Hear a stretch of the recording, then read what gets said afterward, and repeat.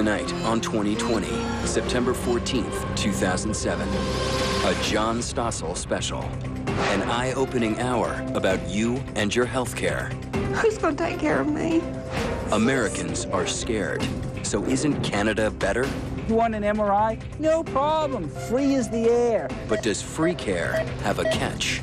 Animals in Canada get far better care than human beings. Which leads to a showdown. John Stossel versus Michael Moore. That's the reason they're living longer in Canada. You are like so 13th century. I love this. Are there ways to make your health care better? At last, I can spend the money the way I want to spend it. Plus, could health insurance have a downside? What if you had grocery insurance? I'll just buy everything. A checkup you shouldn't miss. Sick in America. Whose body is it anyway? And now, John Stossel. Hello and welcome to 2020. Elizabeth Vargas is off tonight. The next hour affects every one of us because it's about health care. Tonight we ask some provocative questions about your health care. We get some surprising answers. Most everyone agrees America's healthcare system is a mess. Costs for everything are out of control. What we have is a dysfunctional healthcare system in the United States of America. Costs continue to go up. It makes me angry. I'm getting ripped off. Ripped off, some say, by drug companies. I said to the pharmacist, if I paid for this myself, how much would it cost?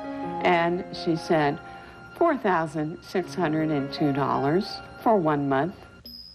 Some Americans feel so ripped off, they now travel abroad, even to third world countries. I went to Malaysia and got a new hip for $8,000. Many blame America's high costs on insurance companies and their well-paid executives. Their motive is understandably profit. I just think it's greed, to tell you the truth. Others blame doctors and their pursuit of profit. You can't have for-profit with people that are sick. I see doctors pulling into the parking lots, the doctors' parking lots at the hospitals with $45,000 Lexus. What are they doing? They're taking money from sick people. Lord, deep breathing. What are doctors doing? Many won't even answer your email. Strangely, in a century when even children use computers, doctors and hospitals often don't. Why don't doctors use email? Why don't we use email? Why don't we use the telephone? This doctor says he and his colleagues have no incentive to use email. Why would they? Because it's efficient. It's a nice way to ask quick questions. Tough. The federal government has a list of 7,500 procedures it will pay for. The telephone's not on the list. Neither is email. Not even storing your records on computer. Yet some people want the government to direct more of our health care. Are you ready for universal health care for every single man, woman, and child? Hello? Michael Moore's ready for that. Moore's new film, Sicko, is an attack on health insurance companies. Here he says they corrupt Congress. 4 healthcare lobbyists for every member of Congress. Here's what it costs to buy these men and this woman. The American healthcare system is a mess, says Harvard Business School professor Regina Hertzlinger. And yet, healthcare could be good. Healthcare is vibrant and living. It's great. It's full of great doctors and great hospitals and great scientists and great medicines and great technologies. And it's been killed. Killed, she says, because other people spend our healthcare dollars for us. It's the insurers. They have our money. We don't know how much of it they have. It's the hospitals. You go to a hospital, you have no idea what it costs. Employers aren't happy with their end of the deal either. GM now spends more on health insurance than on steel.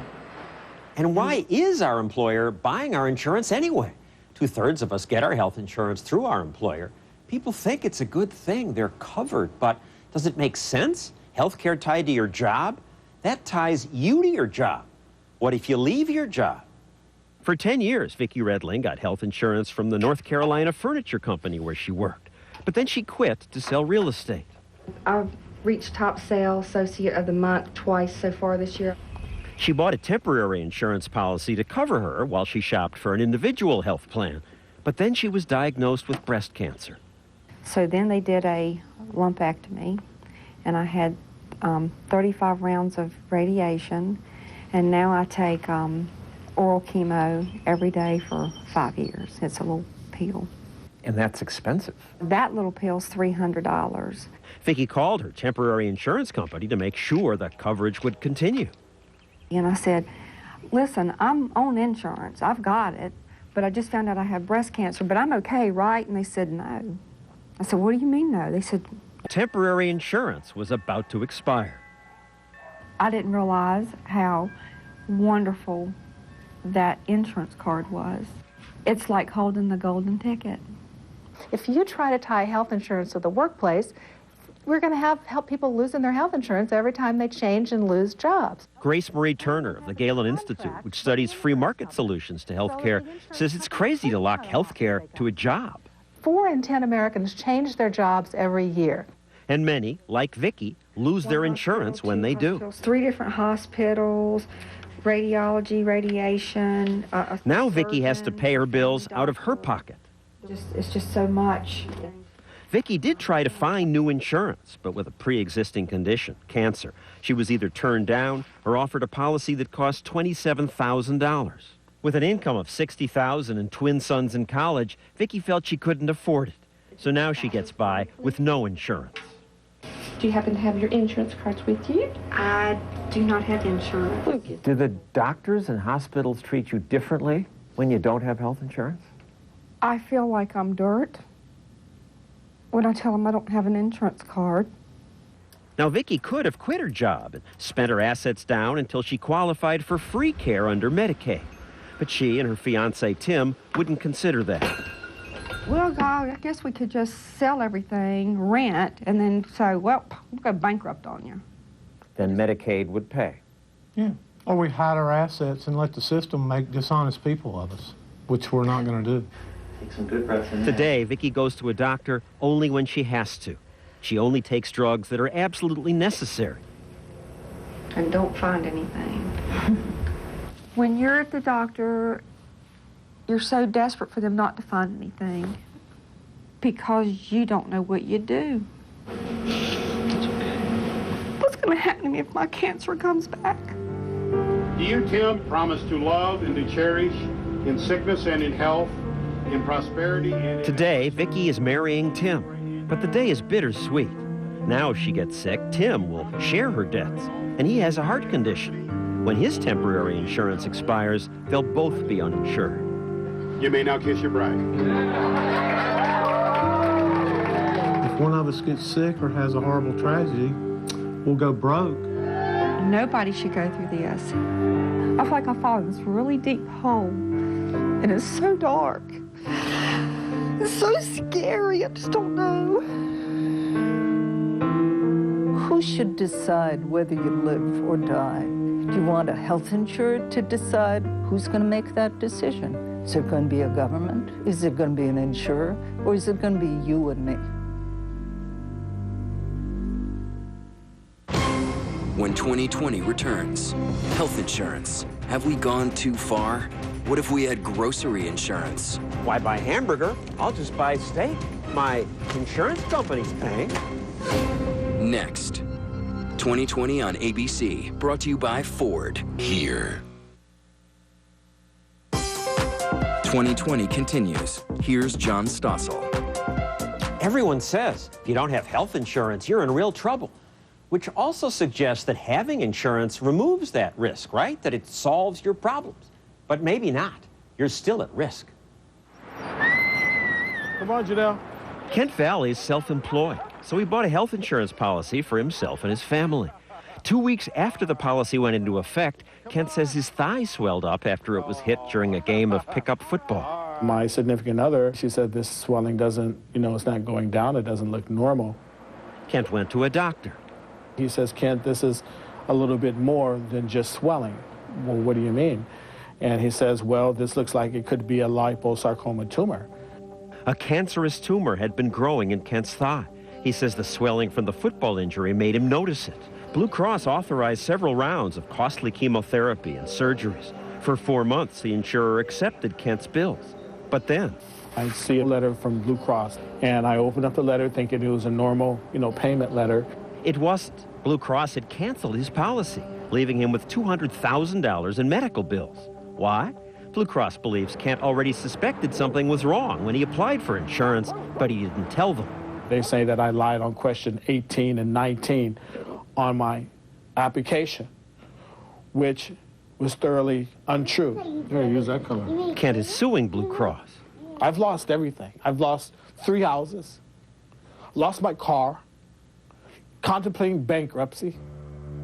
Healthcare problems like Kent's are the focus of Michael Moore's new documentary, Sicko. Health insurance companies suck. Flat suck. I'm calling for the elimination of private profit-making health insurance companies. In my perfect world, they wouldn't exist. And he gets applause for saying that. Here at the Cannes Film Festival, Moore and his movie got a 20-minute standing ovation. The California Nurses Association gave him another.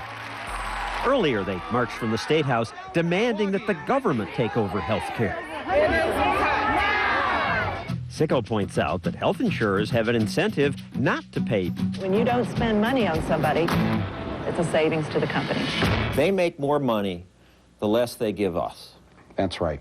So they have to do things like deny care. They have to do things like tell a hospital, no, you can't do that operation for that patient, or tell a doctor, no, you can't send that person to a specialist. They have to do these things if they're going to make money. But Moore never confronted the insurance industry about that, the way he's done in other movies.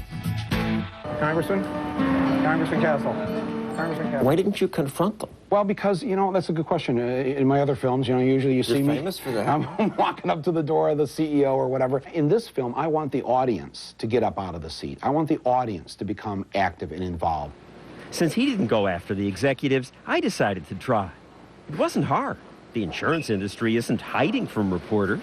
You're not like barring the door saying I can't see Karen. Oh, not at all, not at all. You're very much welcome here.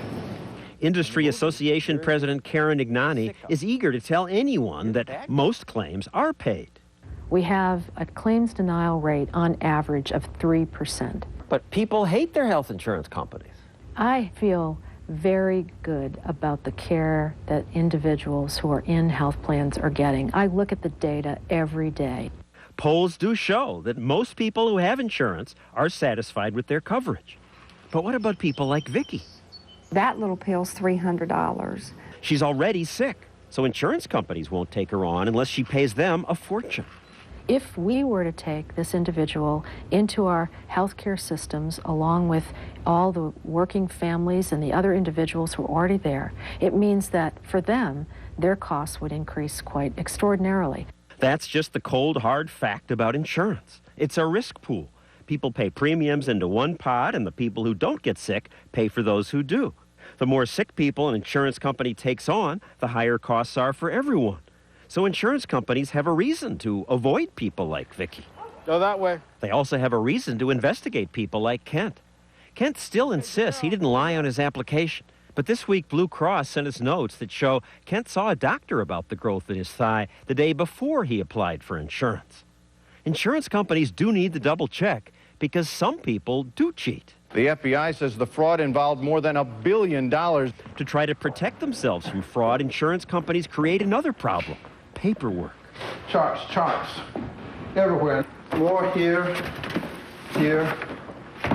everywhere. This is where some of the money goes. This stuff is not free.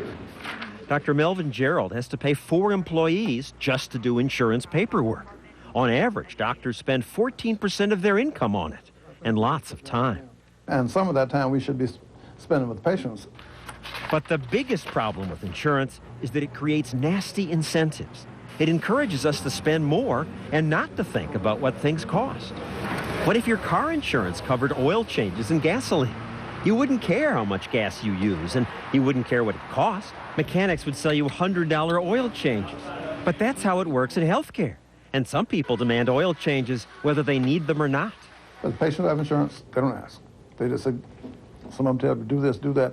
And some of the things they don't need to have done. The patients say, do this and do that, because they're not paying. And since patients don't care about costs, neither do doctors. It's gotten to the point where doctors don't even know how much it costs them to provide this service or that service, or how much an office visit should cost. Try asking a doctor how much an office visit costs and watch their face go blank. So when people complain that there are 40 million uninsured, 45 million, 46 million, 47 million uninsured. I say the bigger problem may be that 250 million of us have health insurance.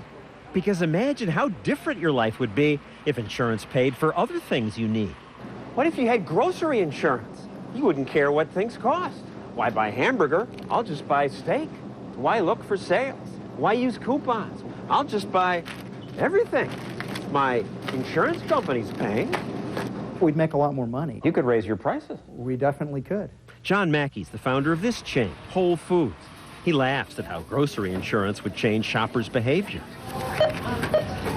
They'd buy a lot more because they're spending somebody else's money now. People would buy a lot more of the wild-caught king salmon from Alaska for $20 a pound than they would this farm-raised tilapia for $6.99 a pound. Instead of buying a bottle of wine for $7.99, they might buy a $300 bottle of wine. And yet this is how we pay for health care. I know. It's ridiculous. When 2020 returns, is healthcare really better north of the border? They live 3 years longer than we do. That's the line I want to be in. Oh, yeah? Next.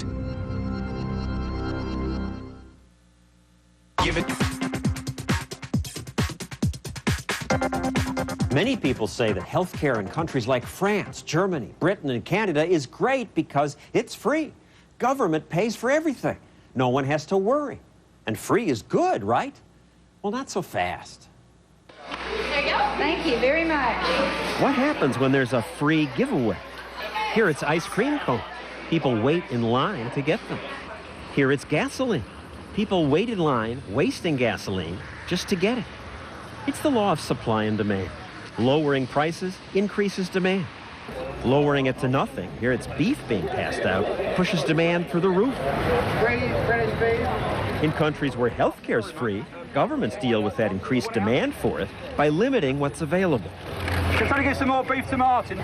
It's why the British National Health Service made news by promising it would reduce wait times for hospital care to fewer than 18 weeks. But that's still more than 4 months. The nationwide shortage of NHS dentists is... These people are waiting for a dentist appointment. Hundreds of people queued around the block. Waits are so long, some people do it themselves. He used super glue. People pull their own teeth, dental tools, pliers, and vodka. Free British care even inspired one hospital to save money by not changing the bed sheets every day. British papers report instead of washing them, the staff was encouraged to just turn the sheets over. And year after year, so-called free health care leads to doctor protests in France and Germany because governments hold down health care costs by paying doctors less. Government rationing in Canada is why when Karen Jepp was about to give birth to quadruplets last month, she was told all the neonatal units she could go to in Canada were too crowded. She flew to Montana to have the babies. People line up for care. Some of them die. That's what happens. Canadian Dr. David Greatzer, author of The Cure, thought the Canadian system was great until he started treating patients. The more time I spent in the Canadian system, the more I came across people waiting for radiation therapy, waiting for the knee replacement so they could finally walk up to the second floor of their house. People wait in line. You want to see your neurologist because of your stress headache? No problem. You just have to wait 6 months. You want an MRI? No problem. Free as the air. You just got to wait 6 months. But fans of Canada's system, like Michael Moore, point to the fact that Canadians live longer. Isn't that proof that the Canadian system is better, even if they have to wait in line? That's the line where they live 3 years longer than we do. That's the line I want to be in. But Canadians live longer because of things unrelated to health care. Americans are more likely to die in car accidents and 5 times more likely to be murdered. Take those factors into account, not to mention obesity, and Americans live longer than Canadians. In America, we kill each other more often. We shoot each other. We have more car accidents. Forgive me, more of us look like you. And that's the reason they're living longer in Canada. I will say, in part, it's because they never have to worry about paying to go see the doctor. Most Canadians do like their free health care. Well, it's a hell of a lot better than the States, I know that. Sorry. And many Americans believe we should copy Canada. I think Canada is a good model for where the 21st century world needs to go. But many Canadian doctors tell us the Canadian system is cracking. Hi, Mr. Bell? Yeah. I'm Dr. Latofsky. Nice to meet you. This man's in this Toronto emergency room because he had a heart attack. What do they tell you about when an ICU bed might become available? They're waiting for the chance that somebody may be transferred so that I can get that spot. Now, in America, people wait in emergency rooms too, but not like in Canada. We can't send these patients to other hospitals that have capacity because there is no other hospital in the area that has capacity. Every other emergency department in the country is just as packed as we are. There's no bed for this little girl, and she has no pediatrician that her parents can take her to monitor the seizures she gets. In fact, more than 1 million Canadians say they can't find a regular family doctor. Some towns, like this one, hold a lottery. Once a week, the town clerk gets this box out of the closet. Inside are the names of everyone in town who wants a family doctor. She pulls out one slip and then calls the lucky winner. I just want to let you know that your name has been drawn for Dr. Keel's patient list. Oh, you're quite welcome. Others in town wait. The waiting has driven some Canadians to go to private clinics like this one. They're in such demand, they're springing up now at the rate of almost one per week. Even though if you read the law in most parts of Canada, they're illegal. Many clinics all across Canada are illegal for profit. Everyone just ignores the law? Correct. They know they can't get the health care they need from the legal system. So they're complicit in creating an illegal system that'll give them what they need. This private clinic was started by the president of the Canadian Medical Association. He says his clinic is legal. It will all be fought out in the courts. We can arrange that within 2 or 3 days. Businessman Rick Baker makes money from Canadian rationing. People stuck on waiting lists, like Shirley Healy, pay him to get them to America for treatment. Healy had a blocked artery that kept her from digesting her food. She was starving to death. She'd lost 50 pounds. She hired Rick to help her get to this hospital in Washington State, where she saw an American doctor. The doctor said that I would have only had a very few weeks to live. Yet the Canadian government calls her surgery elective. The only thing elective about this surgery was I elected to live. Now, I should say, all of Canadian health care is not long lines. There is one place where they do offer easy access to cutting-edge, life-saving technology. CT scan, endoscopy, thoracoscopy, laparoscopy, arthroscopic procedures to evaluate joints for cartilage abnormality. Available all the time. 24 hours, 7 days a week. Patients rarely wait. If I see a patient that's torn a cruciate ligament in that patient's knee, we can generally have that patient scheduled within probably a week. But you have to bark or meow to get this kind of treatment. Want a CT scan in Canada? Vet clinics said they could get a dog in the next day. For people, the waiting list is a month. Many clients will come here with their pets, and as they're leaving, it's when next time I get sick, I want to come here. I don't want to go to the regular hospitals.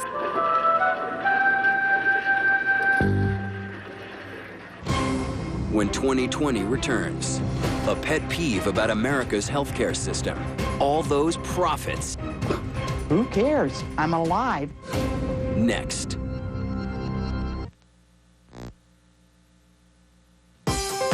"2020 continues. Once again, John Stossel. Many people say the problem with our health system is greed. Businesses shouldn't be making money off sick people, right? $139 billion in windfall profits. Ooh. Medicine shouldn't be about profit. Many say it should be about caring for people. Then Vicky wouldn't have to be so scared. What's going to happen to me if my cancer comes back? How will I pay for it? Who's going to take care of me? The intent is to maximize profits. It's why we've got to have government health care, says Michael Moore. Get the profit out. Get the profit out, get the private health insurance company out of there. That's right. Government will do it better, he says. Heck, the post office delivers his father's Social Security check on time every month.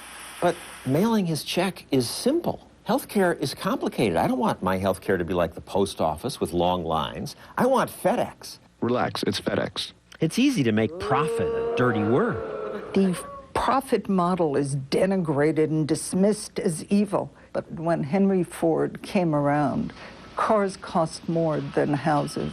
He said, I can make it better and cheaper. In 8 years, he cut the price of a car by half. There are Henry Fords in healthcare. They're great doctors, great scientists, great business people. But they have less incentive to innovate without profit. Government-regulated phones were once all black, rotary dial. Competitors seeking profit is what has given us the choices we have now. Hello? Cell phones get better and cheaper. Did you say better?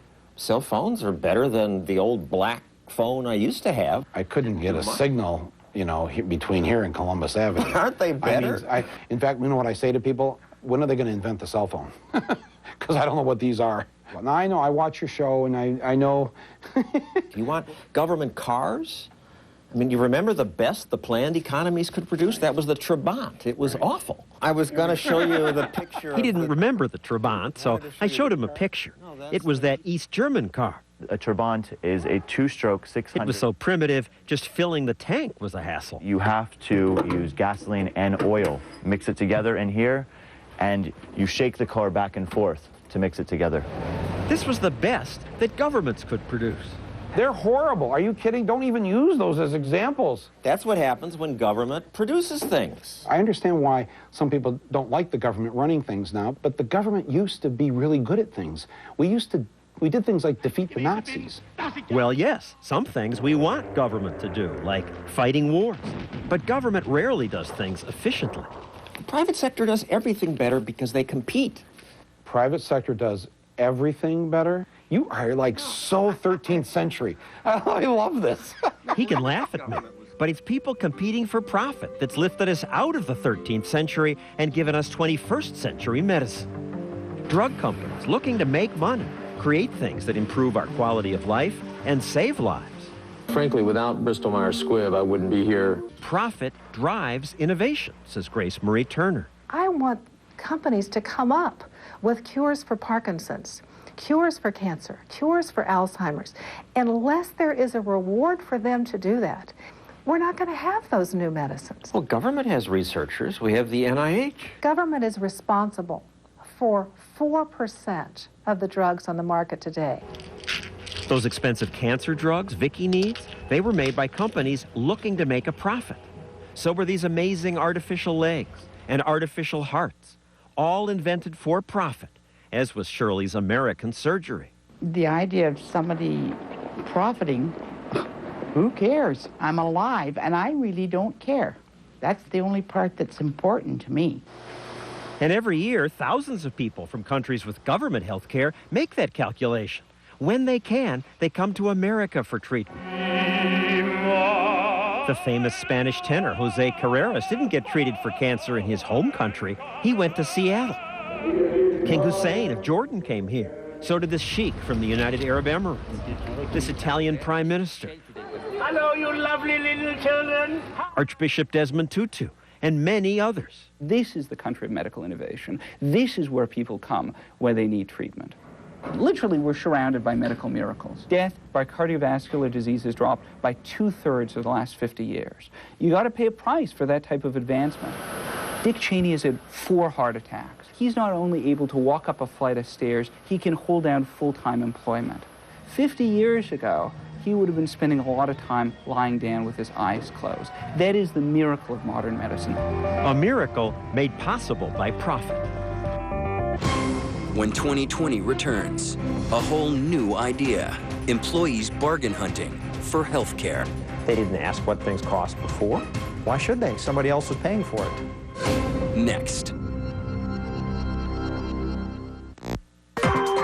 2020 continues. Here's John Stossel. Don't you hate those high deductibles on your health insurance? You have to pay thousands of dollars before your insurance company starts paying the bills. But what if I told you that having a high deductible is a good thing? 5 years ago, the grocery chain Whole Foods switched to a different kind of health insurance, a policy that puts patients more in control. Because it's like, at last, I can go to that acupuncturist. At last, I can spend the money the way I want to spend it. That means employees like Braden Weirs must pay about $1,000 themselves before their insurance kicks in. If Braden gets cancer or heart disease, his insurance covers it. But if he has a sore throat or a sprained ankle, he pays. To help workers pay, Whole Foods puts money into an account for them. Braden got $1,500 this year. If he doesn't spend it on medical care this year, he keeps it, and the company adds more next year. And I have plenty of money left over so I can go get my new prescription glasses at the end of the year. HSA puts you in control. Most companies call these accounts HSAs, health savings accounts, or health reimbursement accounts. So you try this new system, and what happened? Our cost went way down. How y'all doing today? But some employees were mad. They said, "We want our full coverage back." When you go from a system where people are very dependent, and now you're telling them, hey, you have to take more responsibility for your own health. That was frightening to them because they were going to have to be responsible for themselves. They weren't going to be taken care of any longer. So you had a vote. The result was 77% of the team members voted for the health plan that we have today. Our CEO, John Mackey. Today, some workers have $8,000 in their health accounts. And then that's their money. It builds up over time. And so that's great because the money is compounding for them. I can save up my money and afford to have a child later on. He controls the money. And as the money builds up, it can cover all sorts of future out-of-pocket expenses. And it changed behavior. They start asking how much things cost. They may not want to go to the emergency room if they wake up with a hangnail in the middle of the night. They may schedule an appointment now. They didn't ask what things cost before. Why should they? Somebody else was paying for it. Thank you so much. When she went to the doctor, marketing director Marianne Buttrose never used to ask, Well, how much will this cost? Because it didn't matter. And I'll get someone to help. And now it matters to me because it's my money. It's my money. Since it's her money, some people worry that health savings accounts will discourage people from getting care they need. You don't get preventive care. You don't go to the doctor when you've got something you think might be wrong. Maybe they economize by not getting health care that they need. The premise in those kind of questions, John, are that people are stupid. They're not smart enough to make these decisions for themselves. It's sort of an elitist attitude. The individual is the best judge of what's right for the individual. And most individuals are making smart choices.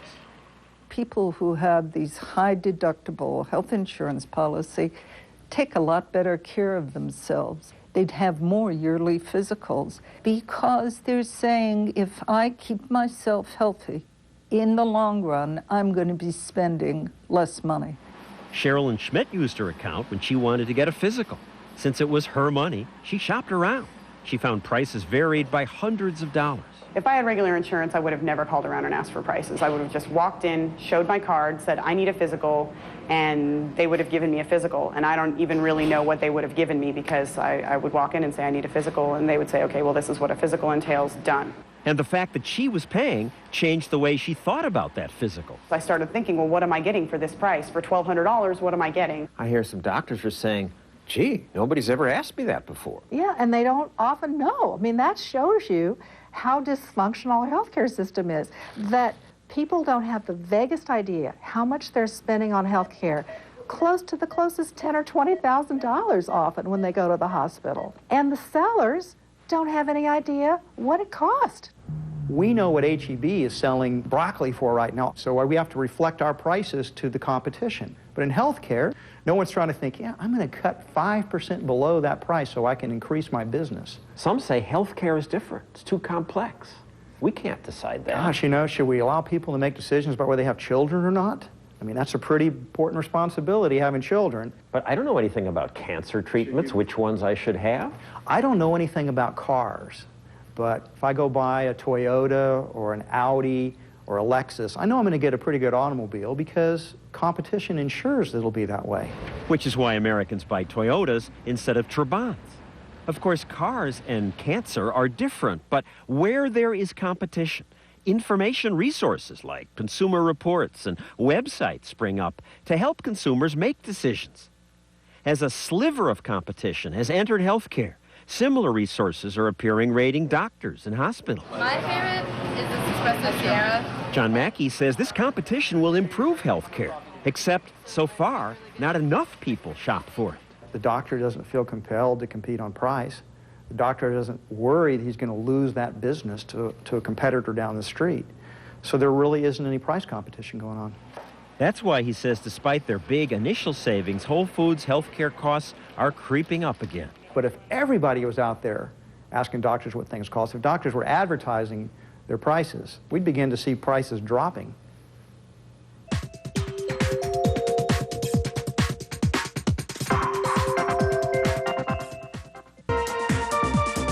When people compete for our business, consumers win.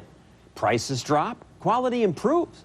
So now, some good news. A little competition has begun to improve America's health care.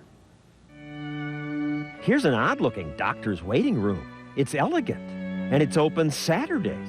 So is this one. And what's this? The doctor is emailing patients. And he gives his patients his cell phone number. Hello?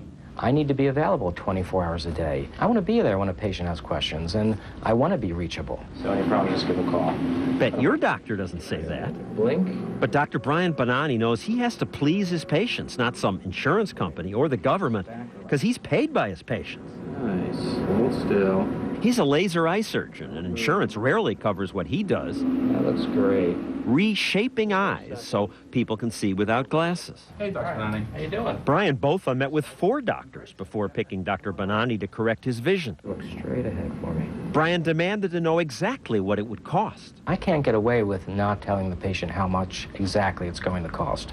No one would put up with it. Thanks a lot. And the difference of $100 sometimes makes their decision for them. Great. Open. Laser eye surgeons have to compete for their patients' business, and a result of that competition is lower prices. In every other field of medicine, the price is going up faster than consumer prices in general. But the price of LASIK surgery on average has gone down by 30%. We make LASIK easy to afford. Prices dropped even though doctors pay for advertising. Our surgeons performed over 500,000 procedures. Hold real still now. And while the procedure got cheaper, it also got better. When the lasers first came out, all they could treat was nearsightedness. Nowadays, the lasers are faster, more precise. She's here, so we'll be right with you. We see better quality and lower prices in other medical fields where most people pay for care themselves. Cosmetic surgery is another example. You're going to look like 25. The average price of cosmetic procedures has fallen because doctors like Jennifer Walden, if they want to get repeat business, have to offer patients a good deal. Most of the patients that I see are going to maybe 3 or 4 doctors and then deciding on which doctor to go with. Good to see you again. She makes certain she treats them quickly. They can book surgery that day. It's what happens when doctors respond to you, not your insurance company or the government. And it's happening now not just with elective surgery. We're starting to see providers offer everyday health care, even in shopping centers. You do not have a primary care physician. That's why we're here. This new kind of medical clinic, staffed by nurse practitioners, is popping up in stores like Walmart, in pharmacies, in grocery stores. Say, They offer people with sore throats and ear infections relatively hassle-free care, cheap. Lacey Patterson came to this Ready Clinic in Arkansas because she didn't have a doctor or insurance. Oh, yes, you definitely have an ear infection here. She was treated quickly and got a prescription for antibiotics. 1 cap 3 times a day for 10 days. Her visit cost her $49. Most everything here costs $59 or less. Open 7 days a week, usually late at night, early morning. But how can they make money? They're figuring out how to do something faster, better, cheaper. They're responding to consumer demand because they see that they might make some money on this. Profit. And look who's winning. Moms and dads and kids, because they now have easy access to routine health care.